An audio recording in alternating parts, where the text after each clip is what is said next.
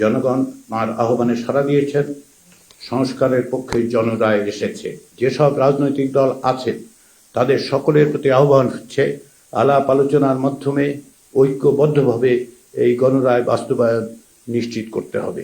নির্বাচন কমিশনের দেয়া হিসেব অনুযায়ী গণভোটে ভোট দিয়েছেন 7,76,95,023 জন ভোটার, যা মোট ভোটের প্রায় 60.84%। এর মধ্যে 4,82,660,000 জন হ্যাঁ ভোট দিয়েছেন, যা কাস্ট হওয়া মোট ভোটের 68.06%। না ভোট দিয়েছেন 2,20,71,726 জন ভোটার, যা কাস্ট হওয়া ভোটের প্রায় 31%। লক্ষণীয় যে ভোটারদের 60% বেশি গণভোটে অংশ নিয়েছেন এবং তা জাতীয় সংসদের নির্বাচনের চেয়েও 1% বেশি। বাংলাদেশের নাগরিকরা অত্যন্ত সুস্পষ্ট এবং দ্বিধাহীনভাবে জুলাই জাতীয় সনদের সংবিধান সংস্কারের প্রস্তাবসমূহের অনুকূলে তাদের রায় দিয়েছেন। এই রায় থেকে এটা স্পষ্ট যে বাংলাদেশের নাগরিকদের বৃহদাংশ আর পুরনো ব্যবস্থায় ফিরে যেতে বা স্থিতাবস্থা বহাল রাখতে চান না।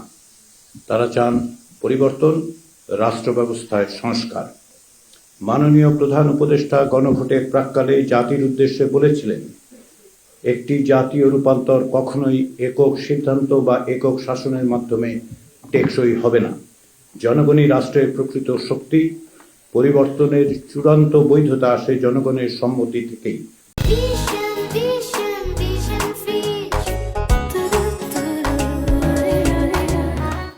তাই দেশের ভবিষ্যৎ দিক নির্দেশনা নির্ধারণে জনগণকে সরাসরি সিদ্ধান্ত গ্রহণের সুযোগ দেয়াই হল গণতান্ত্রিক পথের মূল ভিত্তি।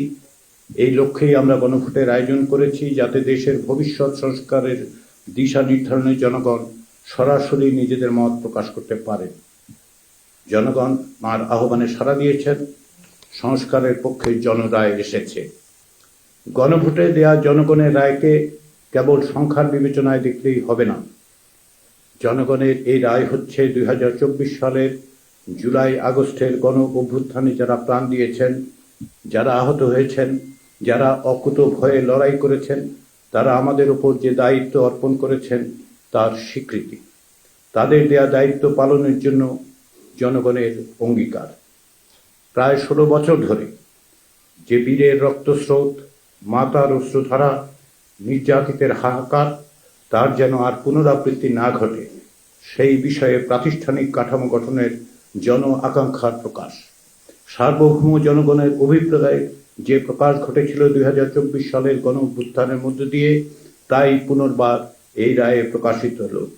আমাদের এই বিষয়গুলো বিস্তৃত হবার সুযোগ নেই।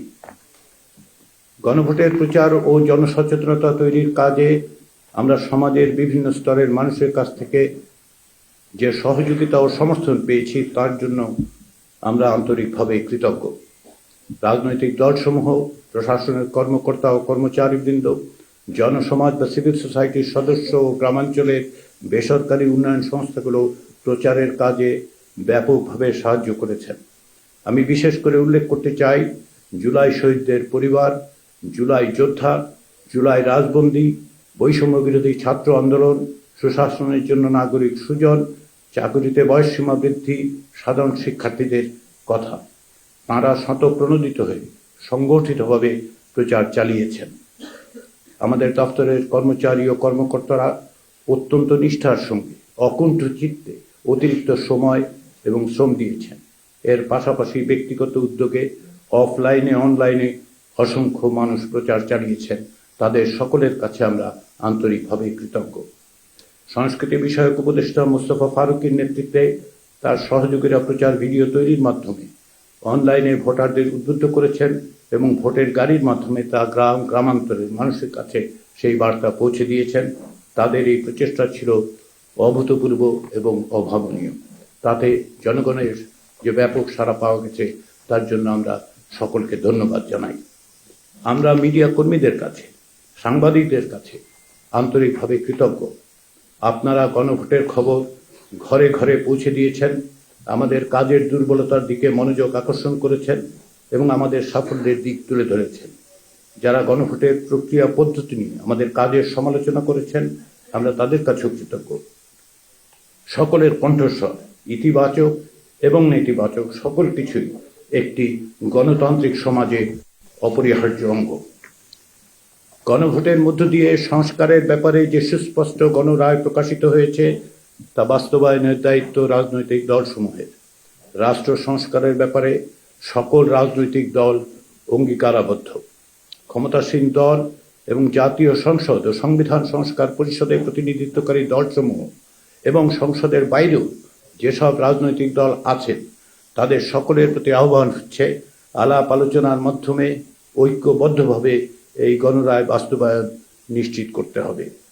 জাতীয় ঐকমত্য কমিশনের আলোচনার সময় ভিন্ন মতের প্রতি যে শ্রদ্ধা ও সহনশীলতা রাজনৈতিক দলগুলো দেখিয়েছেন এবং আপোষ সমঝোতার যে ঐতিহ্য রচনা করেছেন তা অব্যাহত রেখে আপনাদের অর্থাৎ রাজনৈতিক দলগুলোর প্রণীত জনরায় সমর্থিত এই দলিল বাস্তবায়নের দায়িত্ব আপনাদের উপর অর্পিত হয়েছে। জনসমাজ বা সিভিল সোসাইটির প্রতি আহ্বান, তারা যেন এই প্রক্রিয়াকে এগিয়ে নিয়ে যাওয়ার কাজে সহযোগিতা করে। আমরা বিশেষভাবে তরুণদের প্রতি আহ্বান জানাই, ভবিষ্যতের বাংলাদেশ আপনাদের, সেই বাংলাদেশ গঠনের কাজে অগ্রণী হন। সেই সঙ্গে ত্রয়োদশ জাতীয় সংসদ নির্বাচনে বিজয়ী নূতন সংসদ সদস্যদের এবং সংশ্লিষ্ট রাজনৈতিক দলগুলোকে অভিনন্দন জানাই। এছাড়া দীর্ঘদিন পর একটি সত্যিকারের নির্বাচনে ব্যাপকভাবে অংশগ্রহণের মধ্য দিয়ে সকল ধরনের ষড়যন্ত্র ও সহিংসতার আশঙ্কাকে নস্যাৎ করে দেওয়ার জন্য নির্বাচন প্রক্রিয়ায় অংশগ্রহণকারী জনসাধারণকেও আন্তরিক অভিনন্দন।